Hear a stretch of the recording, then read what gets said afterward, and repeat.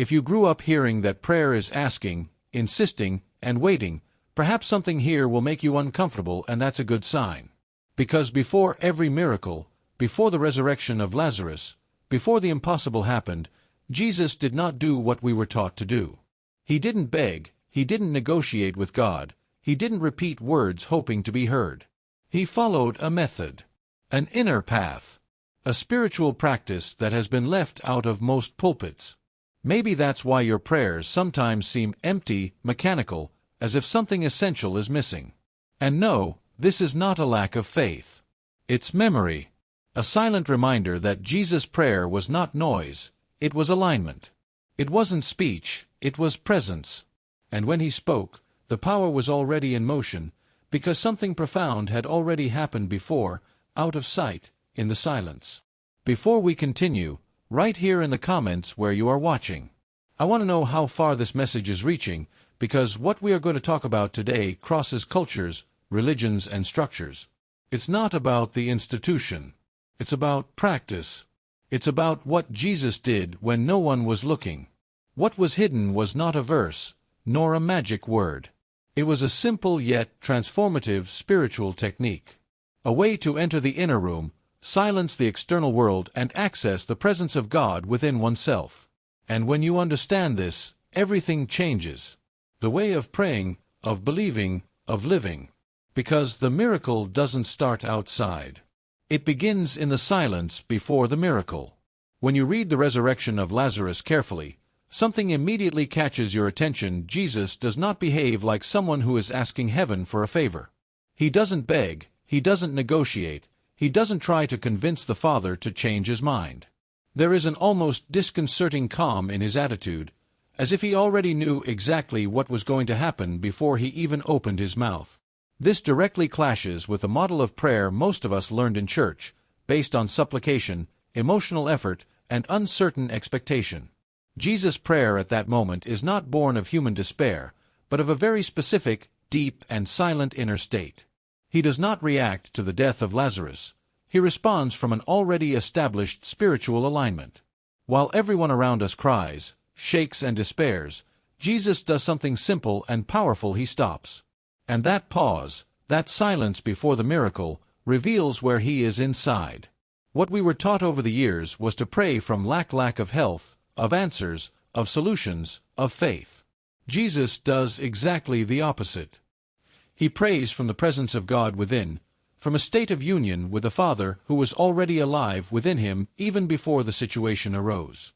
That's why your words don't try to create a new reality, they just confirm what was already aligned in the invisible. When we begin to see this, we realize that the problem was never God not hearing our prayers. The problem was that we learned a practice that was disconnected from Jesus' secret method. The prayer that precedes the resurrection of Lazarus is not external, it is not emotional, it is not performative. It is interior, silent, and precise. And this difference changes everything, because it points to a spiritual technique that almost no one teaches, but which has always been there, hidden in plain sight. What happened over time was not a complete erasure of Jesus' spiritual method, it was something more subtle and, therefore, more effective. It was removed from practice, not from the text. The words remained in the Gospels, the stories were preserved, the miracles continued to be read and repeated, but Jesus' spiritual technique, how he did it, was no longer taught directly. This creates the feeling that something is missing, even when everything seems to be there. It's like having a recipe without the preparation method. You read the ingredients, understand the objective, but the result never comes out the same. Jesus' secret method was not destroyed because it did not need to be. It was enough not to explain it. It was enough to transform a living practice into metaphor, into poetry, into something beautiful to hear, but impossible to apply. Over time, inner prayer gave way to external formulas, spiritual silence was replaced by repetition of words, and spiritual alignment became just an abstract concept. Still, the method never truly ceased to exist, because it is not stored in institutions, but in human consciousness itself. It remains accessible to anyone willing to go beyond ego, beyond asking, beyond faith as hope, and rediscover original spiritual practice. That's why we say it was removed, not lost. The path is still there, waiting to be remembered, waiting for someone to realize that the spiritual power that Jesus demonstrated did not come from an exclusive privilege, but from an inner technique that can be relearned.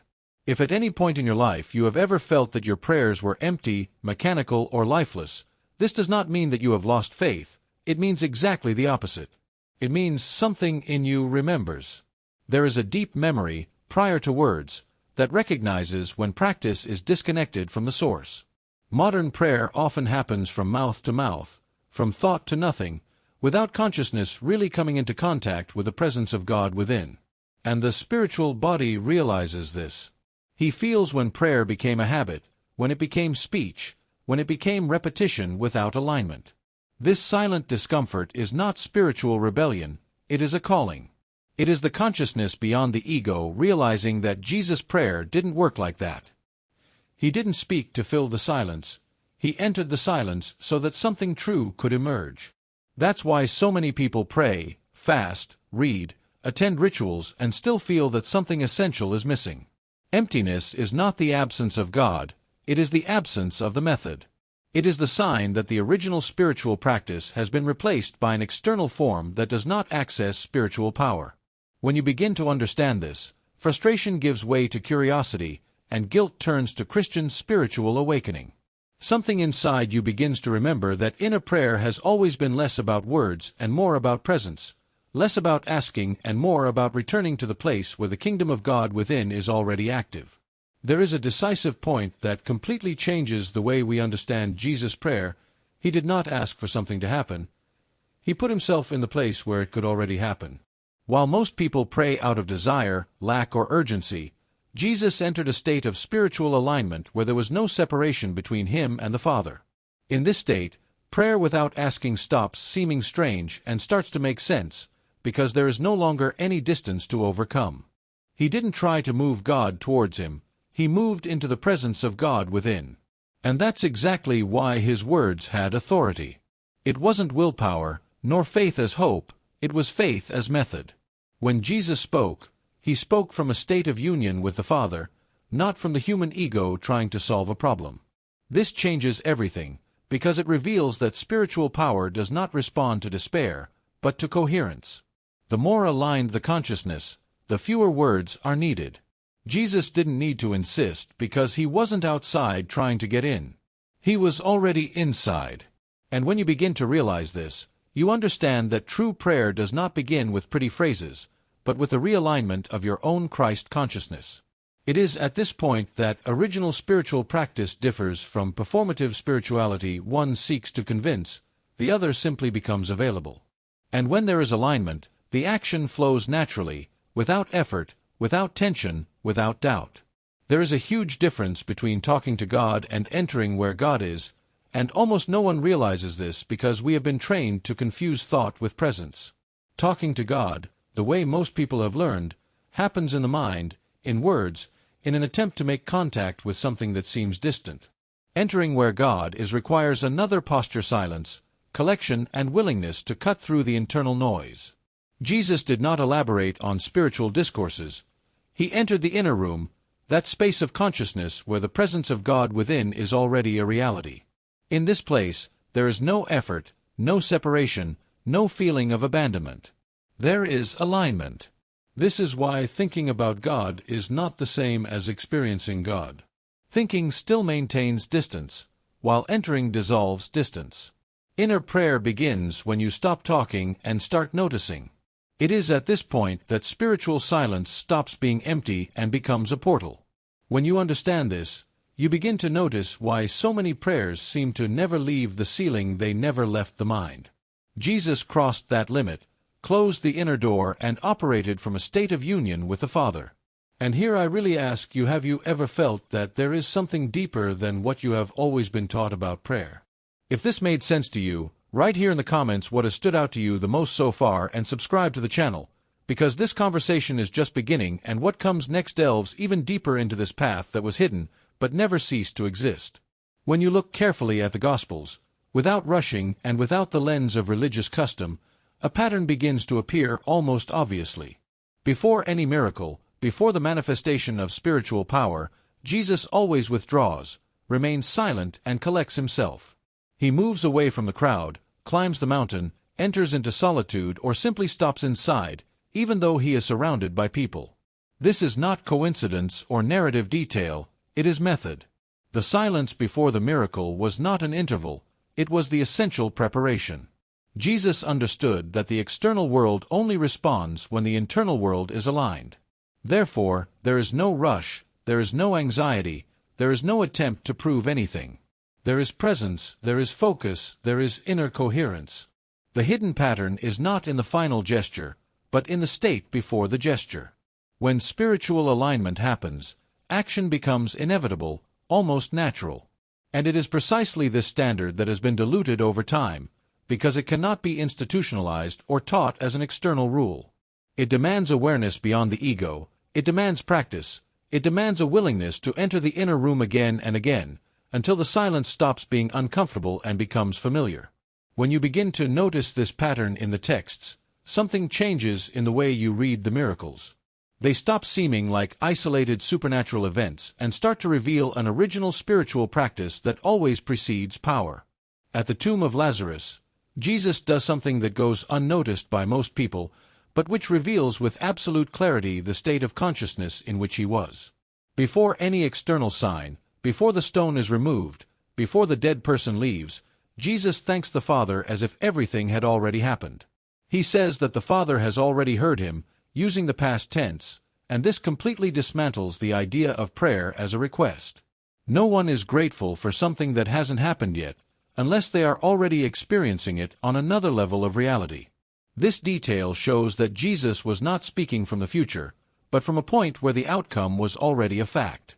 This is the direct effect of deep spiritual alignment, where time stops working in the ordinary way. When consciousness enters into union with the Father, the separation between what is and what will be begins to dissolve. Thank you was not a gesture of blind faith, it was recognition. Jesus did not wait for the miracle to trust, he trusted because he was already aligned with the source of spiritual power.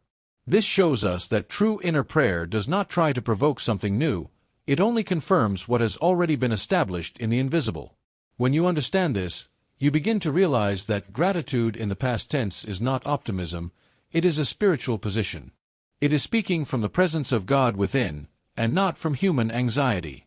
This small detail in the text reveals a silent but extremely powerful spiritual technique that completely transforms the way we understand prayer and action.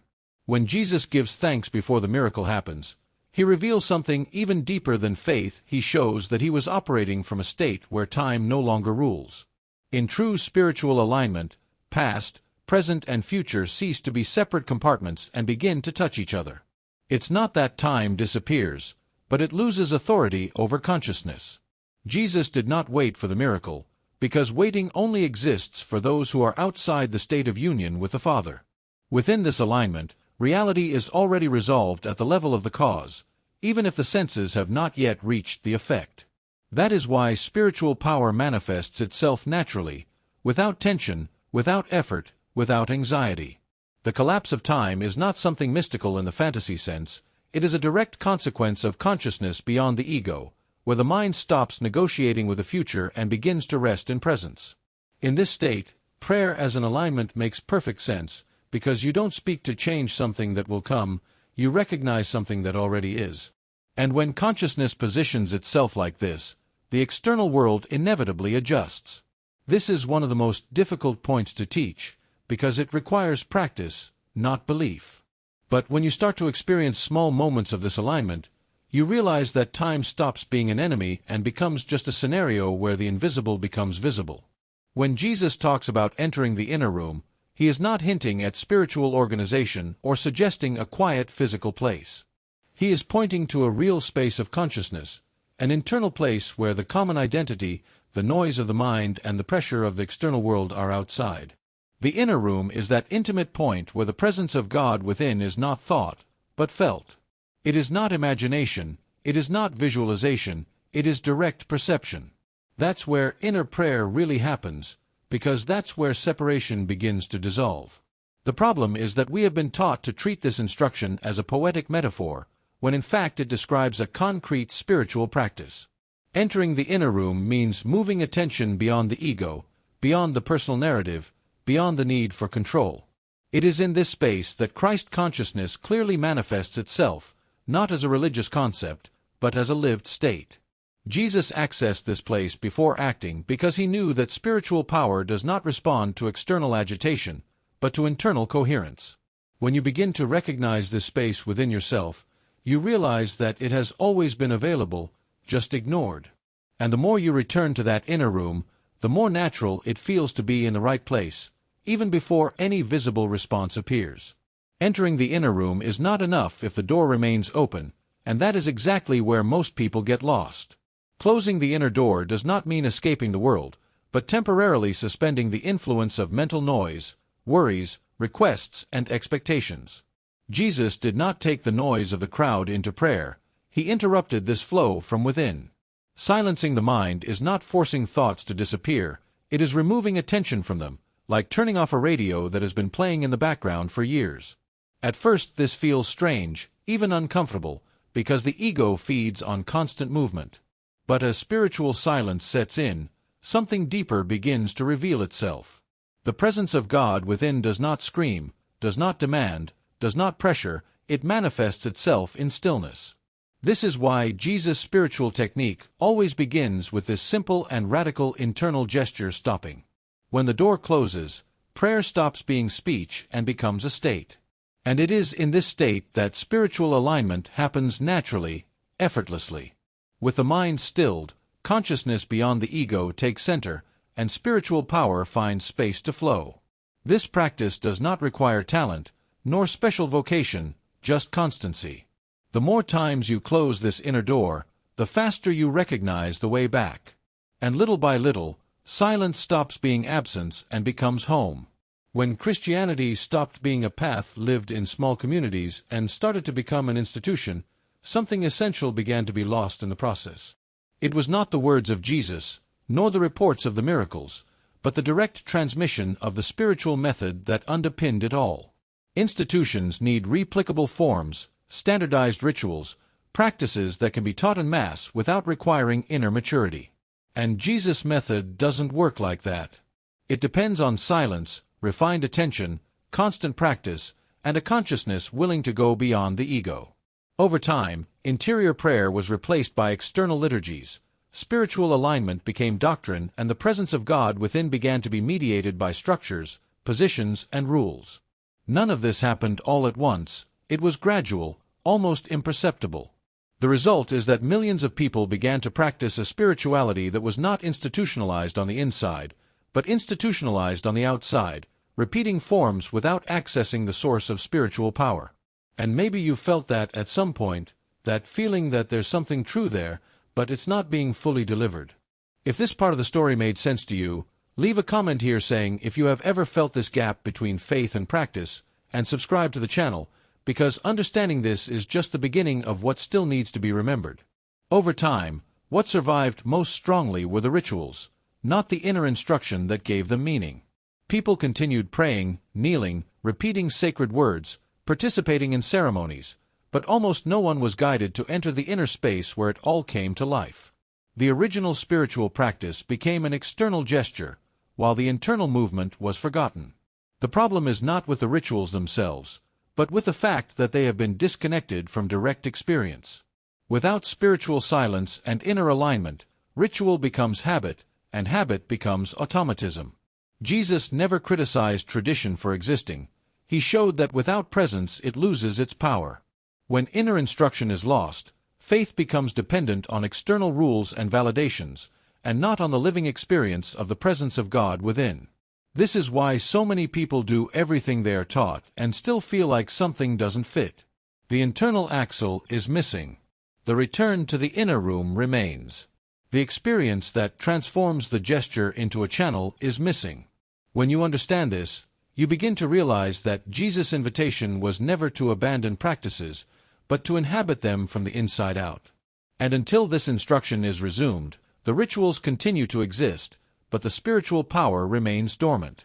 Silence has always been the forgotten portal of Christian mysticism, not because it is difficult to reach, but because it dismantles everything the ego uses to feel in control.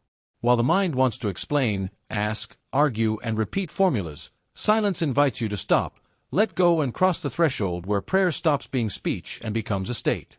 Jesus understood this deeply. He did not treat silence as an optional preparation, but as the very path to spiritual power.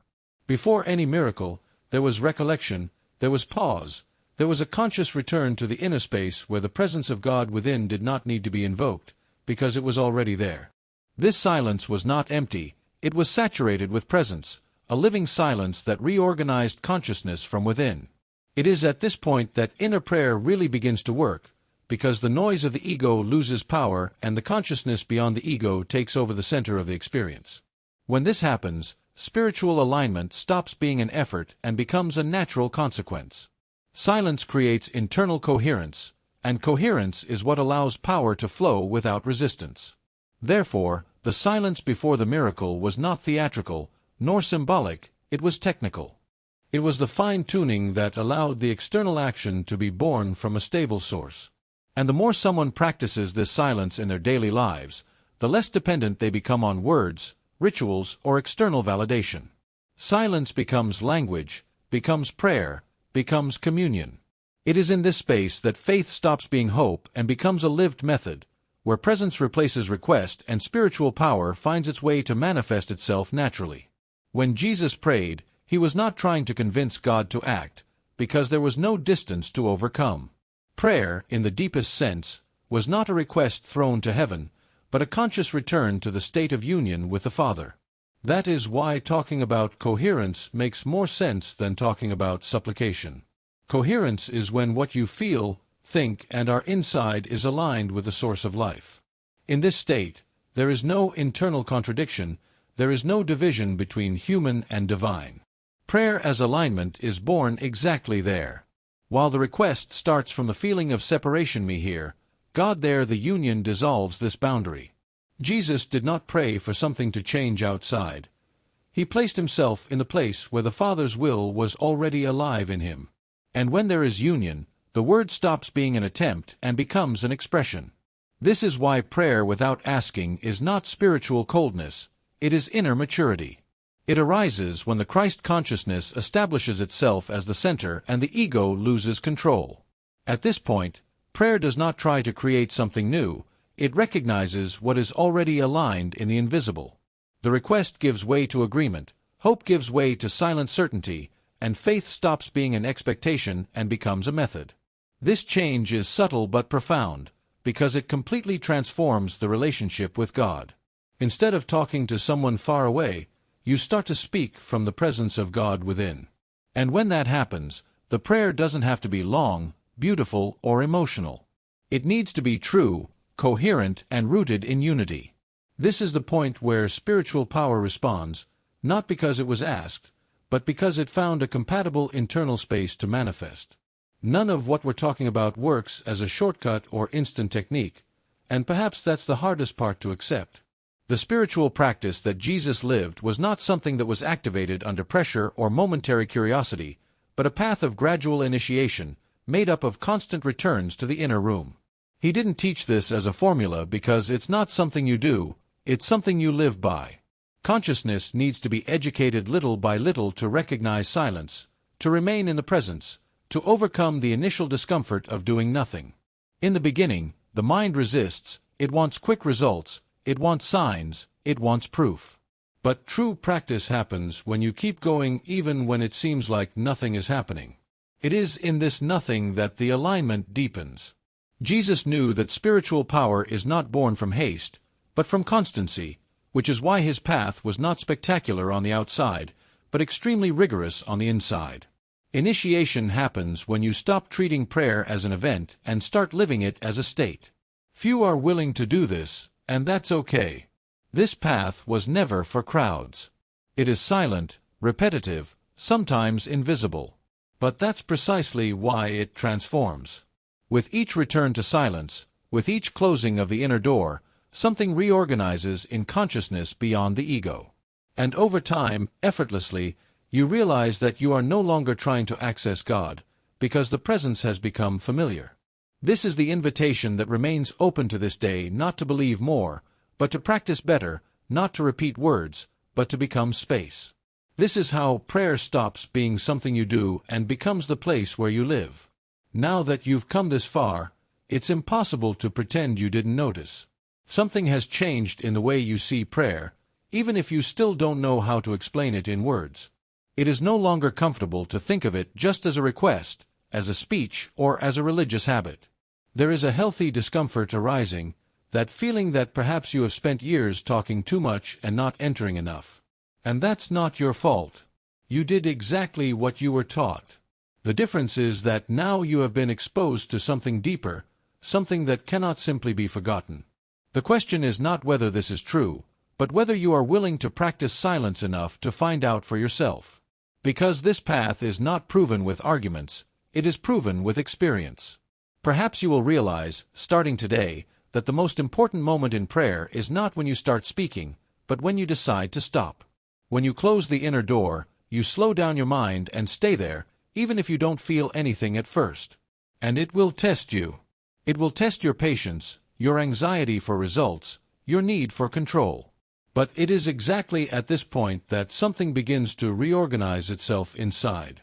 Prayer stops being an event and begins to become a state. You begin to realize that you don't need to arrive at God, because you have never been separated. The inner kingdom of God is not accessed through effort, but through recognition. And recognition only happens when there is enough silence to notice. If you take this seriously, something curious will happen. You will notice that your words decrease, but your presence increases. May your prayers become shorter, but more true. That your faith stops being distant hope and begins to look like internal coherence. And little by little, without fanfare, without spectacle, your life begins to align itself from the inside out. Not because you asked for better, but because you came into existence from a different place. This is the point where prayer stops being something you do for God and becomes the space where God acts through you, as Jesus taught, not with speeches, but with practice. So now I ask you, in all honesty, are you willing to try this, even if there is no applause, even if no one sees it, even if it seems too simple to be powerful? Are you willing to return to the inner room every day, even when the mind says it's not working? If the answer is yes, this path does not end here. Subscribe to the channel, turn on notifications, and walk with us, because the next content is not for those looking for quick answers, but for those who are ready to remember what was hidden, but never stopped being available. This is not an invitation to believe more. It is an invitation to practice better.